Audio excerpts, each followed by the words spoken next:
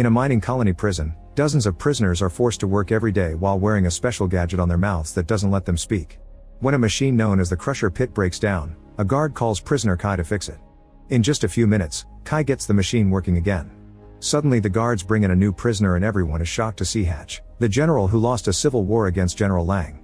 A former rebel stands up when he sees his general and the guard immediately punches for it.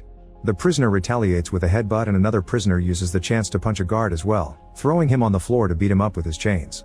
Sensing a riot coming, another guard activates the crushing pit, reversing it so that the chains around the prisoner's leg drag him toward it. The guy soon falls and is shredded to death in seconds. At that moment Hatch gives a signal to someone hidden and a guard is suddenly shot from afar. Then he teams up with the prisoners to start beating up their captors. A guard uses the machine again to activate the other chains, causing more prisoners to fall into the pit to their deaths. Once the guard is distracted, Kai rushes to the machine and tries to stop the massacre, only for the chain to start pulling him as well. He grabs a fallen weapon from the ground and shoots the chain to no avail, so he has no choice but to lose a leg instead. While the chains drag away his limb, Kai hops back to the machine and finally stops it. A last guard tries standing up and Hatch makes a gun gesture so the hidden sniper quickly kills him. Then Kai passes out. Sometime later, Kai wakes up in Hatch's ship and discovers he was given a mechanical prosthetic. Hatch uses a device to remove the prison thing from Kai's mouth and explains he's been rescuing other rebels to reform his army and counterattack. He knows Kai's father, who used to fight for the rebellion too. Unfortunately Kai's father has been captured by General Lang and he'll be executed in a few months on the anniversary of Lang's victory, known as Liberation Day. Hatch knows Kai is an expert pilot, so he offers a deal. Kai must hijack an important enemy ship to retrieve the confidential data. If he's successful, Hatch will pick him up and use that intel to save his father, so Kai agrees. Afterward Kai is put in suspended animation and smuggled into the enemy ship called the Arrowhead. In the middle of the trip, Kai wakes up early as planned and finds a computer to access the ship's records. On the radio, Hatch explains that all Kai has to do is plug in the device and the gauntlet will do all the work. As Kai downloads the information, a message pops up on the screen informing him that the system would be vulnerable if he continues. Kai tells Hatch, who assures him that it's only temporary and it'll be fine. A red light turns on but Kai keeps downloading until a computer announces the systems are offline and there's unstable electromagnetic activity outside. Once the download is done, Hatch confirms that there's an electromagnetic storm outside is making things unstable, so he asks Kai to send him the files. Kai starts the transfer, but suddenly the ship shakes and gets damaged because of its current vulnerability. The interference makes the transfer fail and Kai loses contact with Hatch while the ship ejects all the escape pods with the sleeping crew. Kai rushes to the ship's shuttle right before it's expelled too and passes out when it crashes on the nearest planet. When Kai wakes up, he tries to contact Hatch to no avail. He rushes out of the shuttle and sees the pods falling all over the planet, but suddenly he has trouble breathing and goes back inside. The ship's AI called Reef warns Kai that the atmosphere is toxic and prolonged exposure may cause paralysis or death. Kai looks through the window and sees the Arrowhead slowly falling and asks Reef for a status report, however Reef requires an employee login to proceed. Reef does say that Kai needs to find a new source of oxygen because the one on the shuttle only has 12% left. Suddenly a crew member called Oleander sends a message from his pod, asking any survivors to meet at the crash site. Kai grabs an oxygen mask and heads out to check the area. He finds some parts from crashed pods and Oleander's body bleeding on the ground. There's also an intact pod with someone moving inside, so Kai opens it to find Terran.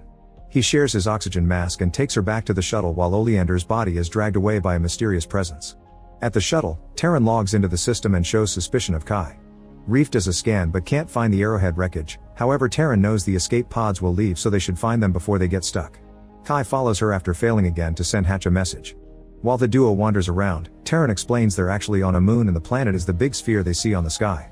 Eventually they find a research probe on the ground and Terran is impressed by how much the atmosphere has oxidized the metal. Moments later they find the crashed Arrowhead near a glowing obelisk, which Kai is sure wasn't there before. The duo discusses how to proceed since Kai points out he won't be allowed into the pods. Terran realizes he works for Hatch and mentions that the general was a cruel man who used to raid colonies before the war, killing thousands of people.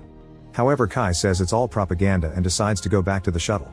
Kai takes over the pilot seat and asks Reef to activate the flying system, but Reef refuses because Kai isn't authorized. Instead, Kai asks for any updates on Hatch and Reef plays a confessional tape.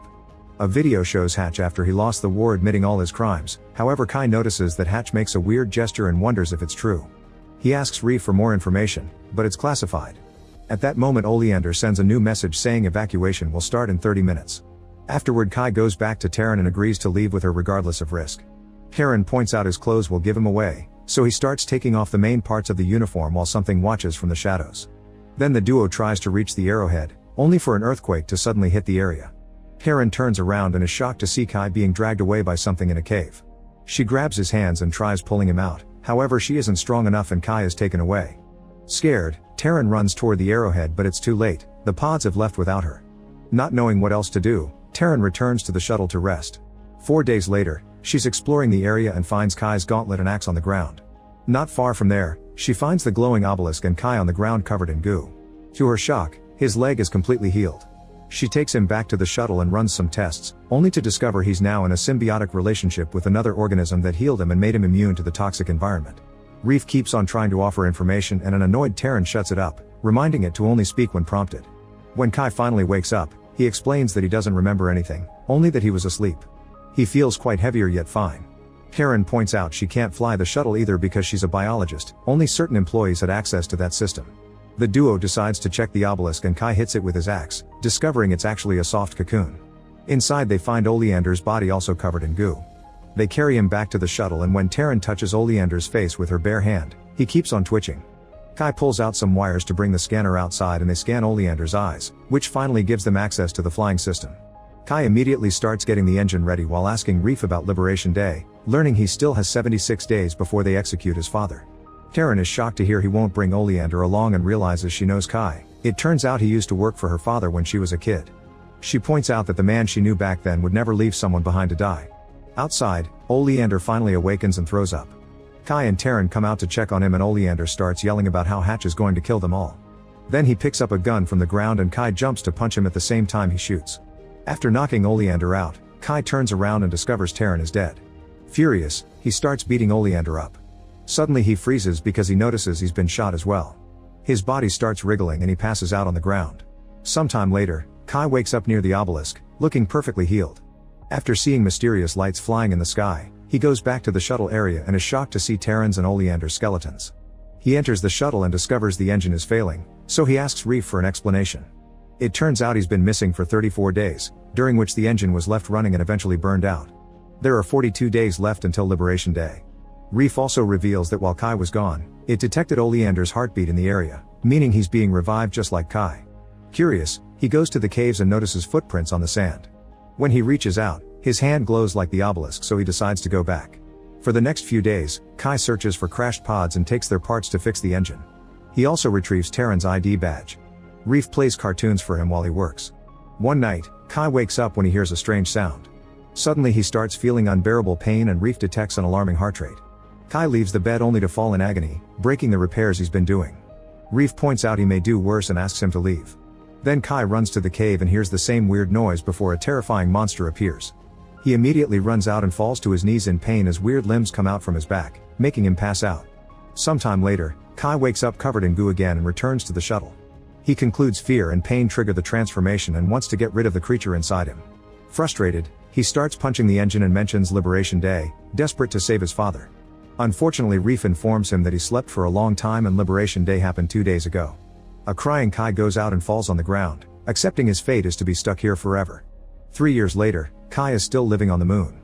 He's trained his body and now whenever he accidentally hurts himself, he can stop the transformation before it happens. In the sky, he can still see the mysterious lights flying. One night, he sees something glowing inside a helmet and gets excited. He brings it outside and frees a firefly, who joins others of its kind to make a beautiful light show. When he returns to the shuttle, he finds footprints outside and discovers Taryn's badge is gone. As he discusses the situation with Reef, the AI shares a theory. He thinks Oleander has the same symbiotic relationship as Kai's, meaning he's been revived but he's stuck in the monster form. Reef thinks death is part of Kai's life cycle now. The bodies die but their consciousnesses live on in new replicated bodies. When Reef asks Kai to self-delete so it can study the body to find a cure, Kai refuses, saying it's just a theory and him reviving in a new body isn't guaranteed. Afterward, Kai searches for the Oleander monster and is shocked to find one of his dead bodies. He brings it back to the shuttle and puts it up as bait. When the monster comes close enough, Kai comes out and finally shoots it. While hearing roaring in the distance, he cuts off a piece of the monster and brings it to Reef, who scans it to confirm this is indeed Oleander's DNA. It also cross-references dates and points out the roaring could be heard every time Oleander or Kai died, which means something out there reacts to their deaths. It sounded like a mother mourning her young and it probably activated the revival process. Kai doesn't understand much because he isn't a biologist, and hearing that word prompts Reef to mention Taryn. When Kai authorizes the AI to share information, it plays a recording of the night of the shooting. It turns out Taryn had been unconscious, not dead, and she escaped after Kai died. The skeleton Kai found later had been his own. Kai gets angry because Reef never mentioned that Taryn was alive in 3 years, so Reef has to remind him he can only share information when prompted. Now Kai has a new purpose, finding Taryn. He takes parts from the shuttle and builds a body for Reef so it can follow him around during the search. After lots of wandering, they make it to the caves and Reef tries scanning the tunnels. However, there's a strong electromagnetic interference that messes with its system. They decide to follow that weird signal and Kai starts smelling something weird. Since it's dark, he asks Reef for something bright and the AI plays a rather loud video. Kai has to run to disconnect the sound, but it's too late. The creature comes out of the shadows and attacks. As Kai dodges the attack, Reef gets tackled instead, and the monster goes after Kai next. It quickly bites his arm and Kai uses the chance to hit it with his axe, killing it. At that moment the same roar echoes in the cave. Kai follows a glow at the back and finds his original body next to Oleander's. After the initial shock, he covers Oleander's face and suffocates him out of mercy. This kills his beast as well. Now Kai should do the same to his body, but he can't. Instead he retrieves his prosthetic leg and goes back to searching for Taryn with Reef. Eventually they find the spot where Reef last sensed Taryn's heartbeat and Kai can tell something launched on that ground, which means she managed to escape. At that moment Reef's screen starts failing again and Kai realizes his prosthetic leg is causing it. He checks inside and finds a pulse grenade, meaning Hatch asked him to send him the files through the gauntlet because he never intended to pick him up. Suddenly the lights in the sky start crashing on the ground and Kai rushes to check on them only to discover it's the escape pods, which doesn't make sense because they left 3 years ago and he saw them in the sky every day. This prompts Reef to share some classified information. This moon is under an experiment for time dilation. Time passes fast here because the general wants a way to manufacture weapons and soldiers quickly.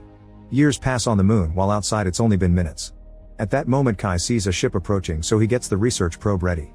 The ship lands and Hatch comes out with a guard. He did receive Kai's messages and it took him just 20 minutes to come, but for Kai it was years. Kai realizes it was Hatch who shot down the arrowhead and the pods because he wants to use this moon for his own army. He tells him all the information is in the shuttle, but Hatch knows he's lying and knocks him out. When Kai wakes up, he's chained up in the shuttle and discovers they have Taryn too. When Hatch threatens to kill her, Kai tells him he hid all the intel inside the research probe.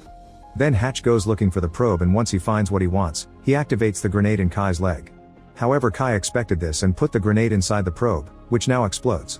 At that moment Kai's body starts glowing and he fully transforms into the monster form. The guard tries to shoot him down, but Taryn tackles him to stop him. As Kai gets too close to Taryn, Reef appears outside and calls for him. The creature bursts out covered in blood and destroys Reef at the same time Taryn comes out, meaning the blood belongs to the guard.